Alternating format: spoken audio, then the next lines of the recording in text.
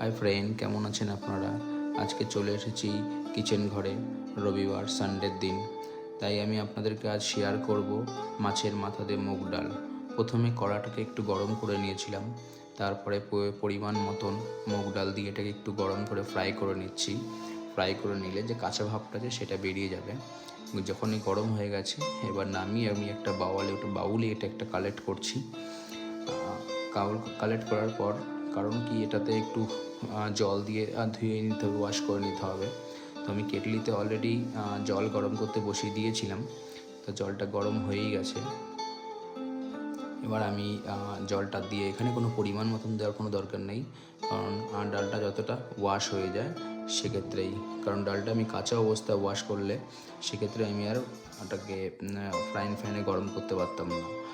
তার জন্যই আমি একটুখানি এটাকে ঘুলিয়ে নিচ্ছি ডালটা দিয়ে, যাতে যে হালকা একটু নোংরাটা ছিল সেটা যেন বেরিয়ে যায়। এবার আমি এটাকে কুকারে কালেক্ট করছি, কারণ কুকারে এবার সিটি দেওয়া হবে। কারণ কুকারের সিটি ম্যাক্সিমাম দুটো থেকে তিনটে সিটি দেওয়ার পর এটাকে আমি নামিয়ে নেব। কিন্তু তার মাঝখানে একটু কাঁচা লঙ্কা আমি 3-4টে দিয়ে দিলাম, কারণ তরকার সময় আমি তখন আর দেবো না, কারণ কাঁচা লঙ্কাটা দিলে প্রপার মিশে যাবে ভালোভাবে। সেই পরিপ্রেক্ষিতেই আমি কাঁচা লঙ্কাটাকে এখানে কেটে দিয়ে দিলাম। এবার একটু লবণ দিয়ে দেবো, কম পরিমাণে দিয়েছি, পরে প্রয়োজন মতো না একটু দিয়ে নেব। কড়াতে গরম করে ফেলেছিলাম তেলটা, তার সাথে শুকনো লঙ্কা আর একটু জিরে ফোড়ন দেওয়ার পর টমেটো দিয়েছিলাম পরিমাণ মতন, একটু পেঁয়াজ দিয়ে মিক্স করে দেওয়া হয়েছিল। এবার মাছের মাথাটাকে আমি একটু হলুদ মাখিয়ে, লবণ মাখিয়ে ফ্রাই করে নেব, কারণ এটাকে প্রথমে একটু মাখিয়ে নিচ্ছি। মাখিয়ে নেওয়ার পর এটাকে সুন্দর করে ফ্রাই করে কালেক্ট করে নেব।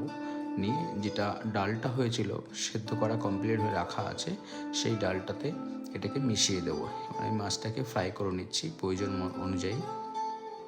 এটা একটা মাছের মাথা ছিল, সেটা হচ্ছে রুই মাছের মাথা। এবার আমি এটাকে কিছুটা টুকরো করে, প্রয়োজন অতটা বেশি টুকরো করলে পাওয়া যাবে না, তাই এভাবে আজকে আমি মুগ ডালের দিয়ে মাছের মাথা দিয়ে করে ফেলেছি।